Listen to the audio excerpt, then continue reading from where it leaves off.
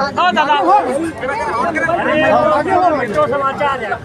Mudholkar sir मागे मुदोळकर भाऊ sir हे दादा मुदोळकर सर मागे फ्रेम अरे यार मुदोळकर सर अनेक स्वराज्य संस्था अरे यार कॅमेरा प्रवीण सर मागे आऊन थोडंसं प्लीज. लोकशाही सुदृढ करायची असेल अरे भाई अनेक स्वराज्य संस्थेच्या निवडणुकांमध्ये जास्तीत जास्त मतदान केलं पाहिजे.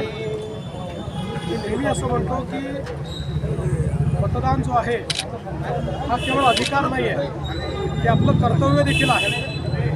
आणि मतदान न करणं याचा अर्थ लोकशाहीमध्ये कुठेतरी आपल्या कर्तव्याचं पालन न करण्यासारखं आहे.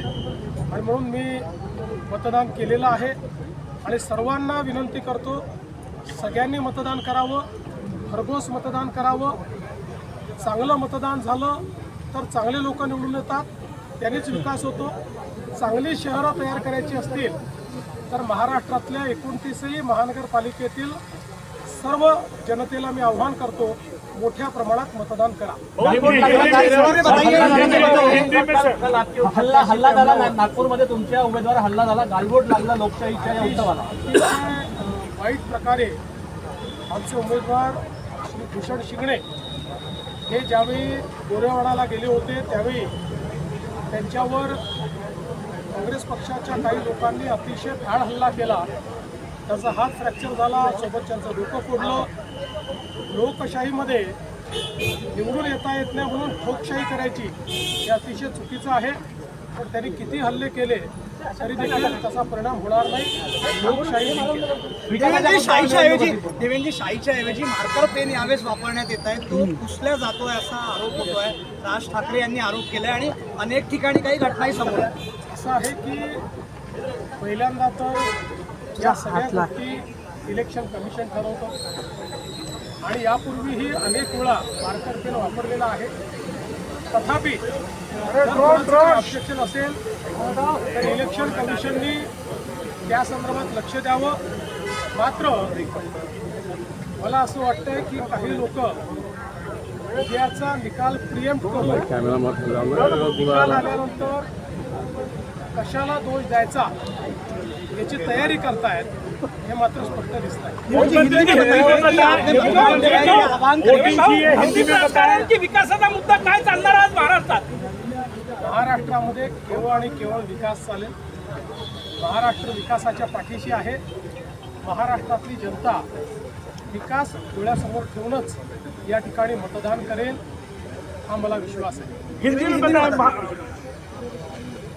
हमारी म्यूनसिपल कॉरपोरेशन का चुनाव हो रहा है. हमारे लोकतंत्र की एक ऐसी इकाई है जिसको हम लोकतंत्र की मूलगामी आधारशिला कह सकते हैं. इसलिए इसमें मतदान करना ये बहुत महत्वपूर्ण है. जिनका भारत के लोकतंत्र पर विश्वास है, ऐसे सभी लोगों से मेरी प्रार्थना है कि आप मतदान के लिए जाइए.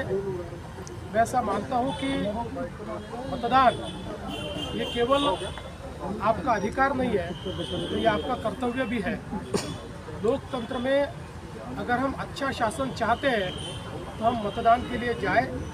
इसलिए मैंने भी मतदान किया है. मैं सभी को अपील करता हूँ, आप भी मतदान कीजिए, बड़े से बड़े संख्या में मतदान कीजिए.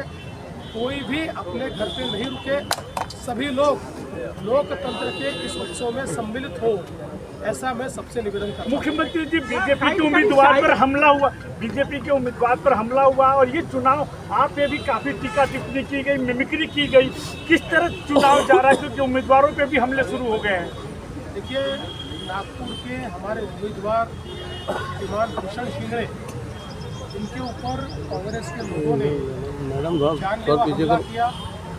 उनका हाथ टूटा, उनके पैरों पर भी चोट आई है, सिर पर भी चोट आई है, साथ में देखिए उनका भी सिर फूटा है. और एक प्रकार से चुनाव जब जीत नहीं सकते तो इस प्रकार से हमला करना ये लोकतंत्र को काली ठोकने जैसा है. लेकिन इसका जवाब जनता देगी. और जो आपने कहा, मुझे ऐसा लगता है कि जिन्होंने भी मुझ पर कुछ कहा होगा उनको भी जवाब जनता ही देगी। सिर्फ चुनाव प्रशासन चुनाव जिताने के लिए लगा हुआ है, लेकिन वो ऐसा होने प्रशासन भारतीय जनता पार्टी महायुति को जिताने का प्रयास कर रहा है। मुझे ऐसा लगता है कि अभी विपक्ष ने नई स्क्रिप्ट लिखनी चाहिए। ये स्क्रिप्ट घिस गई, इसके खिलाफ वो हाईकोर्ट में हारे, सुप्रीम कोर्ट में हारे, सुप्रीम कोर्ट ने उनको लताड़ा, बावजूद उसके वही स्क्रिप्ट उनकी चल रही है। और इस बात से एक चीज़ बहुत पक्की हो जाती है कि हमारे इस चुनाव में हमारी जीत ये पक्की दिखती है, क्योंकि अभी से अगर हमारा विपक्ष कल की हार के बाद क्या बोलना है इसकी प्रॅक्टिस कर रहा है, मुझे लगता ती जी नवीन मशीन आणली आहे मुंबईत त्याचं नाव योगायोगानं पाडू ठेवले, त्याच्यामुळे त्यांना वाटून राहिलं आपण पडू की काय, तर त्याच्याबद्दल राज ठाकरेंनी है बॅड युनिट आहे, बॅड युनिट त्याचं नाव केलं पाडू. दुसरं, या ठिकाणी इलेक्शन कमिशनने स्पष्ट केलं आहे, मुंबई महानगरपालिकेचे आयुक्तांनी स्पष्ट केलं आहे, आणि त्याहीपेक्षा ही मशीन काही अचानक आणलेली नाही. मला त्या ठिकाणी ज्यावेळेस माहिती घेतली तर सिलेक्शन कमिशनने सांगितलं, मुंबई महानगरपालिकेने सांगितलं, सगळ्या पक्षाच्या रिप्रेझेंटेटिव्हला बोलवलं होतं, ते उपस्थित होते, त्यांच्यासमोर ही काय मशीन आहे हे सांगितलं, आणि ही आम्ही का वापरतोय सांगितलं. ही सरसकट वापरली जाणार नाही, ही रिडंडन्सी क्रिएट करण्याकरता मशीन आहे. म्हणजे जर काउंटिंगच्या वेळी एखादी मशीन बंद पडली तर सोबत याच्यातही डेटा असेल, याचा डेटा वापरला जाणार नाही. फक्त काउंटिंगला मशीन बंद पडली तरच याचा डेटा वापरला जातो, अन्यथा याचा डेटा वापरला जात नाही. देवेंद्र मार्कर का इस्तेमाल किया जा रहा है, सवाल उठा रहा है. झडपी तयारी सुरू झाली आहे. अरे रिलॅक्स व्हायला आम्हाला वेळच नाही आहे. आता झडपीची तयारी सुरू करावीच लागेल, पण त्याच्या आधी मी डावोसला जाऊन येणार. देवेंद्र जी मार्कर का इस्तेमाल किया जा रहा है, उनके जगह विपक्ष सवाल उठा रहा है. देखिए अभी मैंने ये मार्कर मेरे ऊपर लगाया हुआ है, इसको मिटा के दिखाइए. मीटर देखिए आपके सामने कर रहा हूँ. मीटर ऐसा है कि हो सकता है कि किसी का इसके ऊपर ऑब्जेक्शन हो, इलेक्शन कमीशन ने देखना चाहिए, और कुछ इस्तेमाल करना है तो करना चाहिए, अपॉइंटमेंट करिए, चुनाव निष्पक्ष होने चाहिए.